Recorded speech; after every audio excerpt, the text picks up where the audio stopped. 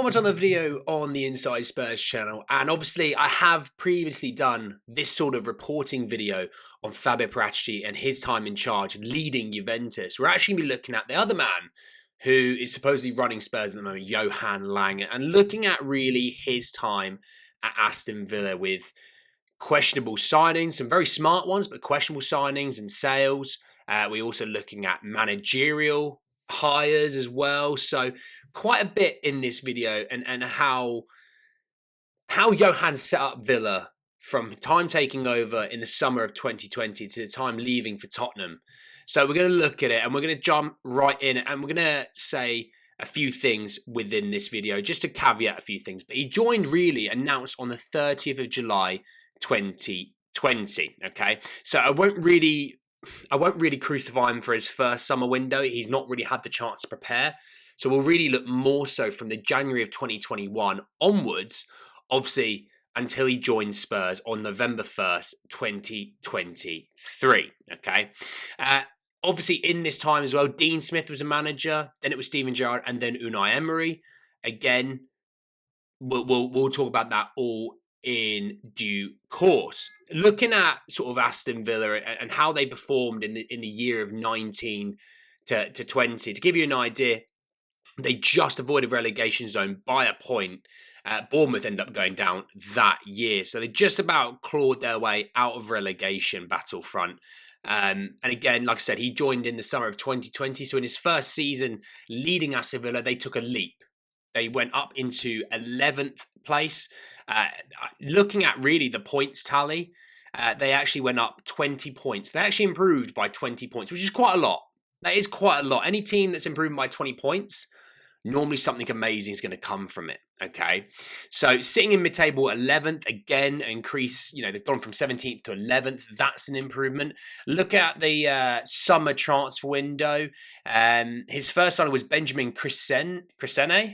No idea who that is.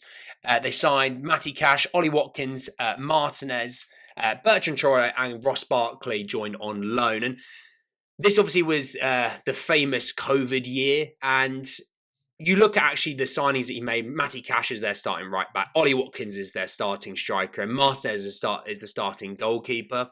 I've sort of looked at the sort of price of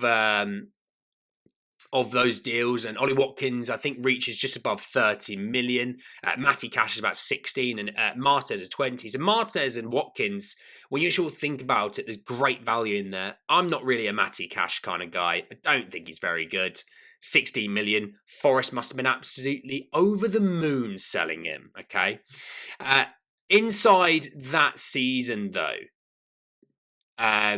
for Aston in the summer, next season, I'll talk about it next season. But within that period as well, in the January of 2021, they signed Morgan Sanson.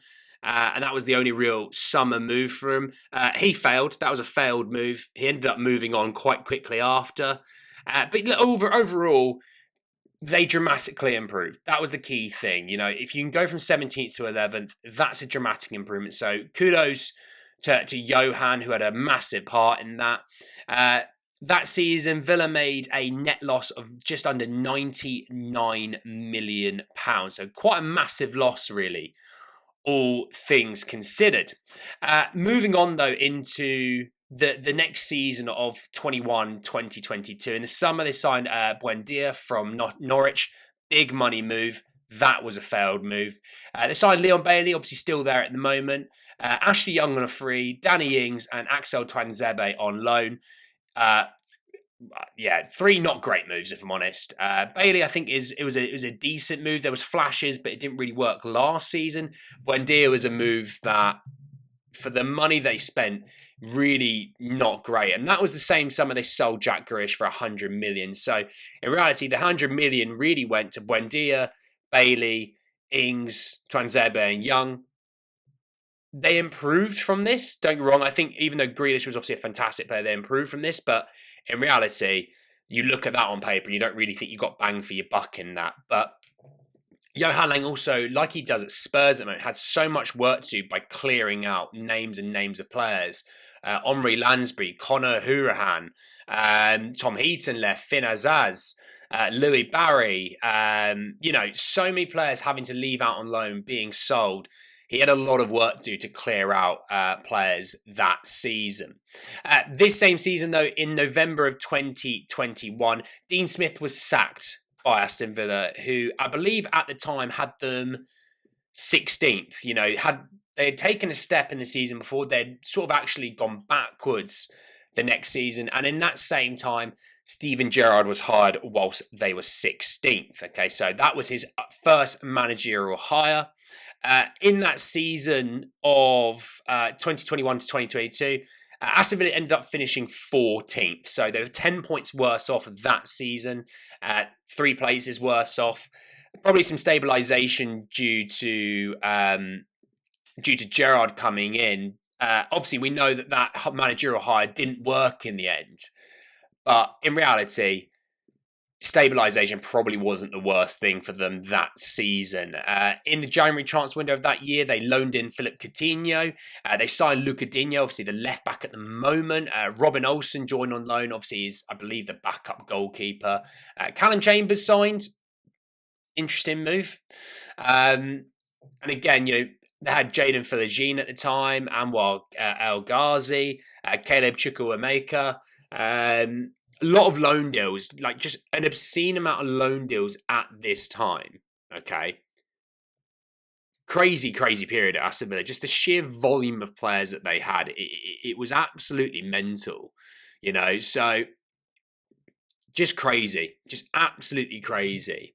So that was the season of 21 to 2022. Okay. In the summer of 2022, big summer ahead, they signed Diego Carlos. He obviously had that big injury. It didn't really work out in the end. Philip Coutinho was signed for 20 million euros.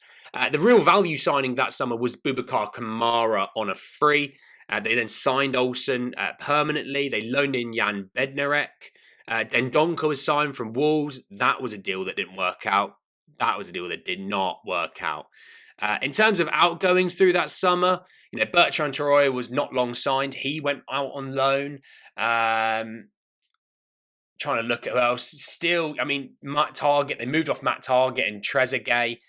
In reality, though, there wasn't really crazy outgoings in terms of revenue created. So, obviously we go from going 98.58 in the summer of, the year of 2020 to 2021. It was minus 2.8 in the year of 21 to 22. That factor is in the Jack Grealish sale. So that plays its part.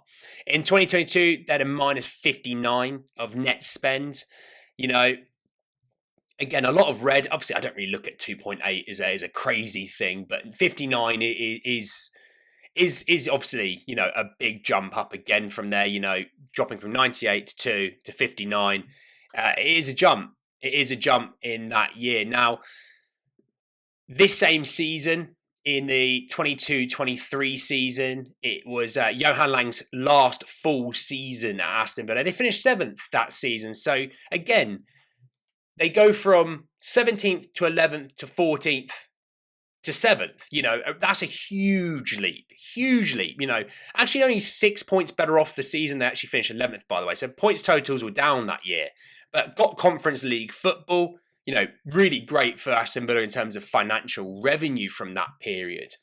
Now, within this season, though, you can put a lot of that down to Unai Emery because Steven Gerrard was sacked in this season, having had them 16th at the time when Unai Emery took over, and then to have them finish that season in 7th is an almighty bit of work from Unai Emery, which is just phenomenal for him.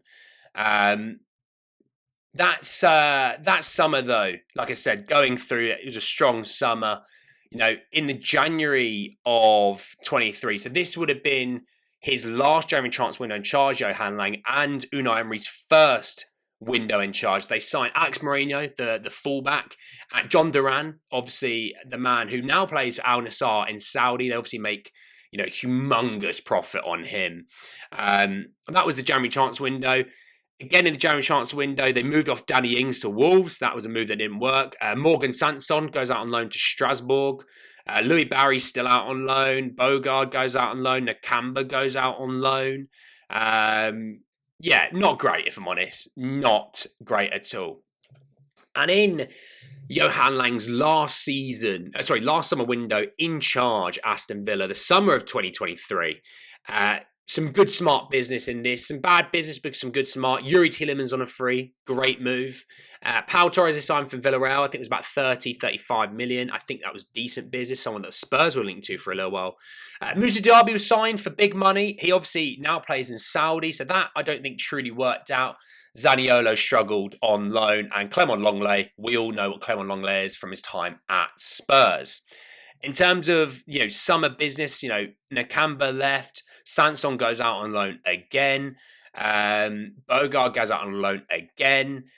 They move off Philogene, he goes off to Hull, but also Philip Coutinho goes out on loan. So the Philip Coutinho on loans experiment worked, but his permanent move did not work. Okay. And then, yes, leading into his Spurs appointment on November 1st of 2023. Obviously, for Aston Villa that season, in the 23-24 season, no finished fourth. Obviously, Johan has a massive say in that season, obviously, leading into those transfer windows.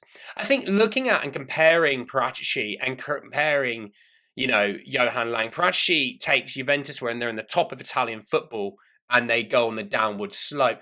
Johan takes over Villa, who are 17th.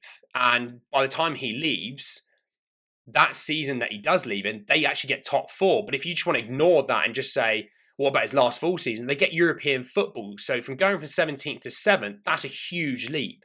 I think they had a massively bloated squad of players that were not good enough for Aston Villa, and the quality and the level that they wanted to aspire to be had to do a lot of work on loan deals and outgoings. You'll see them all in those screenshots. It's crazy business that have to do. And, maybe does that play a part into their crazy wage bill at the moment? I don't know. But, Tielemans on a free, super smart. Kamara on a free, super smart. Two guys that play pretty much week in, week out for Aston Villa now. Signing Martinez for 20 million ended up being a very shrewd move. He's the keeper right this second. Ollie Watkins for about 30 million. Probably looked crazy at first, but has worked out massively. So I think there's some really good business. I think there's some stinkers like Coutinho being bought permanently. That wasn't very good. I get that. Some of these early moves probably weren't great. Sanson, Buendia, Young on a free probably didn't work on the face of things. But all in all, I think there's more hits than misses. And I think he has massively helped Villa set up for where they are right now. So interested to see what you guys think on Johan Lange. Interested to see what you guys feel. Is he the guy to take Spurs forward? Is it Paratici? Compare the two between their times before they come to Spurs. And I want to see what you guys think down below. Thanks for watching, and I'll see you all next time. Peace.